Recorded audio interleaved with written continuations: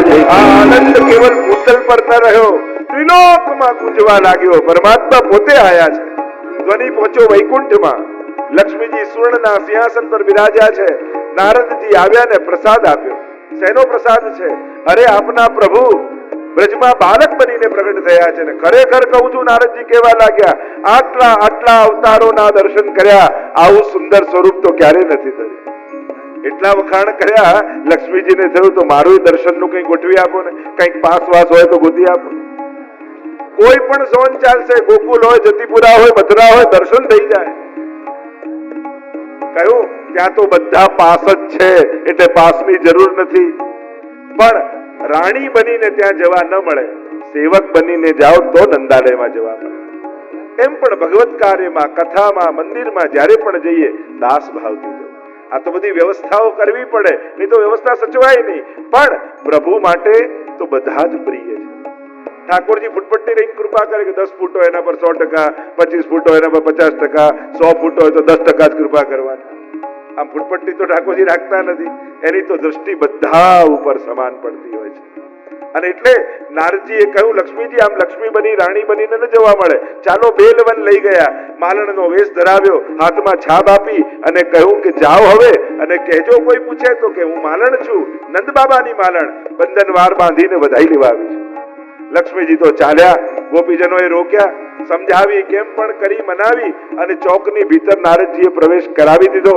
દ્વાર બંધ કરી દીધા અને ચોકમાં લક્ષ્મીજી, નિજ મંદિરમાં લાલન સોનાના પલ્લામાં ઝુલાવી રહ્યા છે યશોદાજી.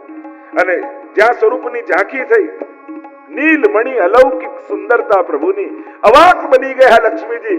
થયું કે આવું સુંદર સ્વરૂપ તો ક્યારે આપે ધર્યું નથી. સાષ્ટાંગ દંડવત કર્યા. કોઈએ દ્વાર ખોલી દીધો, હજારોની ભીડ અંદર ગઈ. આવતા બધાએ જોયા, લક્ષ્મીજીને જતા કોઈએ ન જોયા. શ્રયત ઇન્દિરા સસ્વદત રહી. લક્ષ્મીજીનો અખંડ નિવાસ થઈ ગયો બ્રજમાં. અને એટલે જ 18 શ્લોકમાં નંદ મહોત્સવનું વર્ણન કરતા લખ્યું, તત આરભ્ય નંદસ્ય વ્રજ સર્વ સમૃદ્ધિમાં. વ્રજની ભીતર અનેક પ્રકારની સમૃદ્ધિઓ આવીને નિવાસ કરી લીધો. કારણ કે લક્ષ્મીજીએ પોતે નિવાસ કર્યો છે. અને જ્યાં ઝાંખી કરી એવા આનંદમાં આવી ગયા લક્ષ્મીજી. નાચવા લાગ્યા અને ગાન કરવા લાગ્યા. નંદ ઘેરા નંદ ભયો જય કનૈયા લાલ કી. હે નંદ ઘેરા નંદ ભયો જય કનૈયા લાલ કી. ब्रज में आनंद भयो जय कन्हैया लाल की. ब्रज में आनंद भयो जय कन्हैया लाल की. नंद धरानंद भयो जय कन्हैया लाल की. ધ્વનિ પહોંચ્યો કૈલાસ પર્વત પર. સમાધિમાં બિરાજ્યા છે મહાદેવજી. કર્ણમાં શબ્દો પડ્યા, સમાધિ તૂટી. નારદજીને જતા જોયા. ઉભારો નારદજી, આ સ્વર ક્યાંથી આવી રહ્યો છે આ શોર? અરે આપ જેનું ધ્યાન ધરી રહ્યા છો એ સ્વયં પ્રભુ ગોકુલમાં લાલન બનીને પ્રગટ થયા છે. નારદજીને કહેવા લાગ્યા, જ્યારે જ્યારે પ્રભુ પ્રગટ થાય હું પહેલો જાઉં છું. હું તો પહેલો વૈષ્ણવ કહેવાઉં છું શાસ્ત્રોમાં. કંઈક કરો, મારે પણ જવું છે. નારદજી કે પણ આ વેશમાં આપને નંદાલયમાં કોણ જવા દે? આમ વાઘંબર ને સર્પ ને વીછીઓ, શું કરું? જોગીનો વેશ ધારણ કરો. આપણે ત્યાં રાધાષ્ટમી હોય ને ત્યારે જોગી લીલા હવેલીમાં થાય. જોગીનો વેશ ધરાવ્યો, હાથમાં ચીમટું આપ્યો, અલખ નિરંજન કરતા કરતા મહાદેવજી પહોંચ્યા છે નંદાલયના ચોકમાં. થયું ના યશોદાજીને, અરે મહાત્માઓ આવ્યા છે તો સ્વાગત તો કરું. સોનાના પરાતમાં રત્નો ભરી यशोदा आपा आवे। बाबा कहने लगे अरे भैया ये सब नहीं चाहिए, देना हो तो तुम्हारे लालन का दर्शन कराओ। गभराई गया यशोदा जी, हिमालय नो महात्मा सन्यासी क्या मारा लालन ने उपाड़ी जाए सन्यासी बनावी दे तो दर्शन तो नहीं मळे। महादेव जी ने थोड़ी बीक बताऊं तो कईक मानशे, जो नहीं कराओ तो खाली हाथे जतो रहीश। मैया के जવું હોય તો જાઓ। કહ્યું આ તો પાછું ઉલટું પડ્યું, કહ્યું હવે જવું તો પડશે। યમુનાજીના તટ પર આવીને આંસુ સારવા લાગ્યા। બાબા કેવા મનમાં વિચાર કરે, પ્રભુ આટલી દૂરથી હું આવ્યો, આપને દર્શન નહીં આપો। અને એ બાબા રડે અને ये यथा माम प्रपद्यन्ते तां सदैव भजाम्यहम्, જે રીતે મને ભજે હું પણ એને રીતે ભજું। અહીંયા લાલને રડવાનું શરૂ કર્યું। રડે જાય ન દૂધ પીએ ન પલ્લામાં પોડે ન કેમે કરીને છાના રે। ગભરાઈ ગયા યશોદાજી, ગોપીઓ ભેગી થઈ ગઈ। શું થયું લાલન? કોઈની નજર લાગે। બીજી એક આ નજર ઉતારે કોણ, ત્રીજી એક એવું કે હિમાલયના મહાત્મા હોય ને એને આ બધું બહુ આવડતું હોય, ચોથી કે પણ લાવવા ક્યાંથી? યશોદાજી કે અરે હમણાં જ આવેલા કલાક પહેલા, જાઓ બહુ દૂર નહીં ગયા હોય, ગોતીને લાવ, બ્રજમાં જશે. બધા જ ગોપીઓ દોડે. એકની નજર પડીને રડી રહ્યા હતા, બાબા આપ હિમાલય થી આવ્યા છો? અરે હા, મૈયા બુલા રહી હૈ. અલખ નિરંજન કરતા કરતા પ્રસન્ન થઈને બાબા પહોંચી ગયા. ચોકમાં ઉભા રહી ગયા. ત્યાં ગોદમાં લાલન રડે જાય છે અને આંખથી ઈશારો કરે છે મહાદેવજીને, બસ હમણાં આવું છું. અને મૈયા પાલો ઢાકે અને પૂછ્યું, બાબા આપને નજર ઉતારતા આવડે છે? અરે આટલા વર્ષો તપ કરીને એ જ શીખ્યો છું, મને તો ગામના લોકો નજર ઉતારને વાલે બાબા કહીને જ બોલાવે છે, લાવ ઉતારી દો. આમ ગોદમાં ના આપું, દૂરથી ઉતારો. અને લાલન જોરથી રડ્યા, ગભરાયા, યશોદાજીને આપી દીધા બાબાને. પલાટી કરી અને લાલનને અંદર બિરાજમાન કર્યા ગોદમાં. નાના નાના ચરણને છાતી પર લગાડે, નાના નાના હસ્તને મસ્તક પર લગાડે. યશોદાજી જોતા જાય, બાબા આ ઉતારો છો કે પોતાની ઉતરડાઓ છો?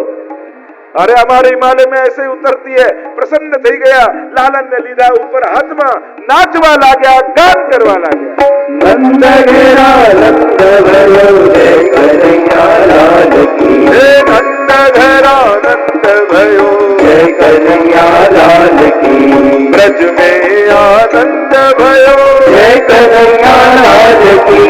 ब्रज में आनंद भयो જય કનૈયા લાલ કી. नंद घरा नंद भयो. જય કનૈયા લાલ કી. ઢાઢી અને ઢાઢન રહેતા. જૂના સમયમાં જે વંશાવલીઓના ગાન કરે, પીઢીઓના નામ લે અને એક એકના પ્રતાપ વર્ણન કરે, એવા સુતમાગધ બંધીજન અને ઢાઢી અને ઢાઢન ને સમાચાર મળ્યા, અરે આપણા યજમાનને ત્યાં બાલક થયા છે. આજે પણ સૌરાષ્ટ્ર આદિમાં ઢાઢી લીલા થાય છે ને, વંશાવલી ગાવામાં આવે અને કેવા સુંદર પદ ગાય. ઢાઢણે ચોખ્ખું કહ્યું ઢાઢીને, તમે તો ત્યાં જઈને બોલતા જ નહીં, તમને માંગતા આવડતું નથી ને કાયમ બગાડો. હું જ માંગીશ, જેમ એમે હું ક્યાં બોલું છું, તું તો બોલે છે, ચાલ દેખ. બંને આવ્યા, નંદાલયના ચોકમાં ઉભા રહ્યા. યશોદાજીને આવીને કહ્યું, અરે તારા લાલનના ગોદમાં અમને ખીલાવવા. યશોદાજી કે હમણાં ભીતરથી લઈને આવું છું. મનમાં કેટલાય વિચારો કરે, આ માંગીશ, આ માંગીશ, આ માંગીશ. ડાઢણે અનેક પ્રકારના વિચાર કર્યા, પણ જ્યાં યશોદાજીએ ગોદમાં લાલનને આપ્યા, અવાક બની ગઈ, ચકિત બની ગઈ, મુગ્ધ બની ગઈ. લાલનની ઝાંખી કર્યા જ કરે, કર્યા જ કરે, કર્યા જ કરે, કર્યા જ કરે. થયું, આ ડાઢન કઈક તો માંગ, તારી ગોદમાં લાલન આપ્યો છે. કહ્યું કે બસ તારા લાલનને એકવાર મને પ્રેમથી ખીલાવી લેવા દે, મારે બીજું કાંઈ જોઈતું નથી. આના સ્વરૂપ ઉપર તો બધું નોછાવર છે. નાચવા લાગ્યા અને ગાન કરવા લાગ્યા. નંદ ઘેરા નંદ ભયો જય કનૈયા લાલ કી. નંદ ઘેરા નંદ ભયો જય કનૈયા લાલ કી. ब्रज में आनंद भयो જય કનૈયા લાલ કી. ब्रज में आनंद भयो જય કનૈયા લાલ કી. नंद घरा नंद भयो. જય કનૈયા લાલ કી. અનેક પ્રકારથી ઉત્સવ ઉજવાયા છે. વ્રજવાસીઓ બધું જ લૌકિક ભૂલી આનંદ મગ્ન બની ગયા છે. અરે સુરદાસજી પણ પહેલા મહાપ્રભુજીને મળ્યા ને, ત્યારે મહાપ્રભુજીએ દશમ સ્કંદની કેવલ અનુક્રમણિકા સંભળાવી અને બધી જ લીલાઓ પ્રગટ થઈ ગઈ. ब्रज भयो मेहर के पूत जब ये बात सुनी आनंदे सब लोग गावत गणित गुनी. નંદ મહોત્સવની લીલાના દર્શન એમને થયા છે શ્રી મહાપ્રભુજીની કૃપાથી. આનંદ મહોત્સવ એટલે પરમાનંદનો મહોત્સવ. બધા જ મનોરથો, ક્યાંક ગોપીઓના ભાવના, ક્યાંક યશોદાજીના ભાવના. આ એક ઉત્સવ એવો છે જે યશોદાજીના નહીં પણ નંદ બાબાના નામનો છે. નંદ મહોત્સવના નામે એવું છે. કારણ કે ઠાકોરજી ક્યાં પ્રગટ થાય? નંદ એટલે કે આનંદ. આનંદ હોય ત્યાં ઠાકોરજી બિરાજતા. પ્રભુને ક્લેશ ગમતો નથી, એને તો આનંદ ગમે છે. અહીંયા નંદ મહોત્સવનું 18 શ્લોકોમાં વર્ણન કરી માનો ભાગવતના 18,000 શ્લોકોનો આનંદ વર્ણિત કરી દીધો. નંદ મહોત્સવ ચાલી રહ્યો હતો. અનેક પ્રકારથી નંદ મહોત્સવના વર્ણન આપણે ત્યાં ભગવદીઓએ ગાયા છે. અનેક પ્રકારથી ભક્તોના કીર્તન સાહિત્યમાં પ્રાપ્ત થાય છે. કેવા કેવા નંદ મહોત્સવ. અને સ્વયં મહાપ્રભુજીએ શેઠ પુરુષોત્તમ દાસને ત્યાં નંદ મહોત્સવ કર્યો અને ત્યાંના કુવામાંથી ગોપી, ગ્વાલ, નંદ, યશોદાજી બધા પ્રગટ થઈ ગયા. અને ત્યારે મહાપ્રભુજીએ વિનંતી કરી કે આ રીતે પ્રગટ સ્વરૂપે કલયુગમાં ન પધારશો, અમે બધા વૈષ્ણવને વેશ ધરાવીશું, ગોપી ગ્વાલના, પોતે વલ્લભકુલ યશોદાજી બનશે અને સ્વયં મુખિયાજી નંદ બાબા બનશે. આપ એ બધાની ભીતર આવેશ કરજો, પણ આ રીતે પ્રગટ સ્વરૂપે ન પધારજો, એવો વાર્તા સાહિત્યમાં ઉલ્લેખ છે. આવા આનંદ મહોત્સવના વર્ણન, કારણ કે આપણે ત્યાં વૈષ્ણવનું વર્ષ શરૂ થાય, ઠાકોરજી પ્રગટ થાય એમાંથી. દરેકના નવા વર્ષ હોય છે ને. વર્ષનો પ્રારંભ કયો? કોઈ કે અમારે કારતક મહિનો, કોઈ કે અમારે સંવત્સર, કોઈ કે અમારે દશેરા, રક્ષાબંધન, અનેક અનેક પ્રકારના આપણે ત્યાં ક્રમ છે કે વર્ષ પ્રારંભના. આપણા વૈષ્ણવનું એમ જોવા જાઓ તો વર્ષ શરૂ થાય જ્યારથી ઠાકોરજી પ્રગટ થાય ત્યારથી. એટલે જ સેવાક્રમની પુસ્તકમાં જુઓ ને તો શરૂઆત જન્માષ્ટમીથી, પ્રભુ પ્રગટ થયા એટલે આપણો વર્ષ પ્રારંભ થયો. ભક્તનું જીવન ભગવાન સાથે જોડાયેલું છે. અનેક પ્રકારથી નંદ મહોત્સવના વર્ણન કર્યા. નંદ મહોત્સવ ચાલતો હતો એ જ સમયે નંદ બાબાને યાદ આવ્યું, અરે કંસને વાર્ષિક કર આપવાનું તો ભૂલી જ ગયા. આ નંદ મહોત્સવમાં ધ્યાન જ ન રહ્યું કે કંસને કર આપવાનું બાકી છે, નારાજ થશે, લાવ વધાઈ પણ આપી આવું અને કર પણ આપી આવું. અને આમ વિચાર કરી ગોપોના ભરોસે ગોકુલને રાખી ચાલ્યા છે મથુરા. સુખદેવજી વર્ણન કરતા બોલ્યા, ગોપાન ગોકુલ રક્ષાયા નિરૂપ્ય મથુરાગતઃ નંદઃ કંસસ્ય વાર્ષિક્યં કરમ દાતુમ કુરુત્વઃ. ગોપાન ગોકુલ રક્ષાયા, ગોપોને ગોકુલની રક્ષા સોંપી પોતે કર આપવા માટે ગયા. આધ્યાત્મિક અર્થ કરીએ, ગોકુલ એટલે ગો એટલે ઇન્દ્રિયો, એનો કુલ એટલે આપણો દેહ. ગોકુલ બીજું ક્યાંય કઈ નથી, આપણો દેહ જ ગોકુલ છે અને હૃદયમાં જ ઠાકોરજીનું પ્રાગટ્ય થાય છે. પણ જ્યારે જ્યારે આ શરીરને, આ મનને, આ જ્યારે જ્યારે આ જીવનને ગોપ એટલે મનના ભરોસે મૂકીને જાઓ ત્યારે એમાં કંઈક ને કંઈક ઉત્પાદ થાય. મનને તો આપણે એટલું બધું માથે ચડાવી લીધું છે ને, મનને ઈચ્છા થાય તો કરવાનું ને મનને ન થાય તો મૂકી દેવાનું. 11 ઇન્દ્રિયોમાંની એક ઇન્દ્રિય મન છે, પણ મન ન માને તો એકે ઇન્દ્રિયો ભગવાનમાં ન લગાડી. હું તો કહું જે હાથમાં છે તો લગાડો. આંખો તમારા કંટ્રોલમાં છે, આંખથી દર્શન કરો. કાન તમારા કંટ્રોલમાં છે, એનાથી કથા સાંભળો. મન આપ મળે આવશે. પણ મનના ભરોસે જો મૂકી દીધું ને તો આ મન તમને પૂરેપૂરા સંસારનાય નહીં થવા દે અને પૂરેપૂરા ભગવાનનાય નહીં થવા દે. કારણ કે ઘરે બેઠા હશો ત્યારે મંદિર યાદ આવશે, મંદિરે જશો ત્યારે ઘર યાદ આવશે. આ મનનું તો એવું જ છે. વ્રજ જઈએ તો ઘરની યાદ આવે ને ઘરે હોઈએ તો વ્રજ ક્યારે જવાનું થશે એમ તાપ થાય. આ મનનો ભરોસો જ એવો છે, એ હંમેશા દોડાયા કરે માણસ. એટલે અમુક કાર્યો આજ્ઞાને સર્વોપરી જાણીને કરવા, મનને સર્વોપરી જાણીને નહીં કરવા. જે પણ અલૌકિક કાર્યો છે એને આજ્ઞાને આધીન રાખવા. ગુરુ આજ્ઞા છે, મહાપ્રભુજીની આજ્ઞા છે અને એ આજ્ઞા મેં સ્વીકારી છે. આ માળા કરીશ, આમ પાઠ કરીશ, આમ સેવા કરીશ, મન લાગે કે ન લાગે મારે મારા ગુરુની આજ્ઞા પાળવાની.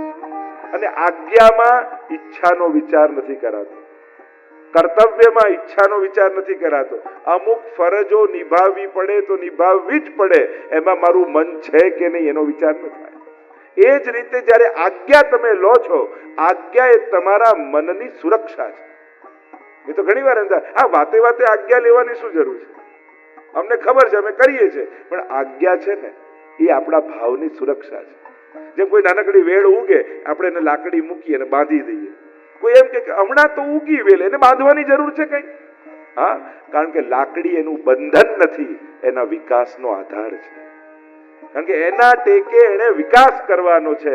એમ આજ્ઞા છે એ આપણું બંધન નથી, આપણા ભાવની વેલનો ટેકો છે. કારણ કે એ વેલના ટેકે આ વેલ ઉપર વધવાની છે, આગળ વધવાની છે. અને એટલે મન ન કરે છતાંય મને આજ્ઞા થઈ છે એટલે મારે કરવાનું છે. નિત્ય નિયમ કોને કહેવાય? ઈચ્છા થાય ત્યારે કરીએ, ન ઈચ્છા ત્યારે મૂકી દઈએ, એને નિત્ય નિયમ કહેવાય. નિત્યનો નિયમ એટલે રોજ કરવાનો નિયમ. આપણે ત્યાં શબ્દ જ છે, મારો નિત્ય નિયમ કરું છું, નિત્યનો ક્રમ કરું છું. કારણ આટલું તો કરવાનું જ છે, મન લાગે કે ન લાગે. મન માને કે ન માને, અને જરા એવું ન વિચારતા કે મન લાગે તો જ એનું ફળ મળે. તમે જોબ પર ગયા હો છો અને ત્યાં ચેર પર બેઠા હો, કેટલી વાર કામ કરવાનું મન નથી હોતું, છતાંય પગાર મળે છે કે નહીં?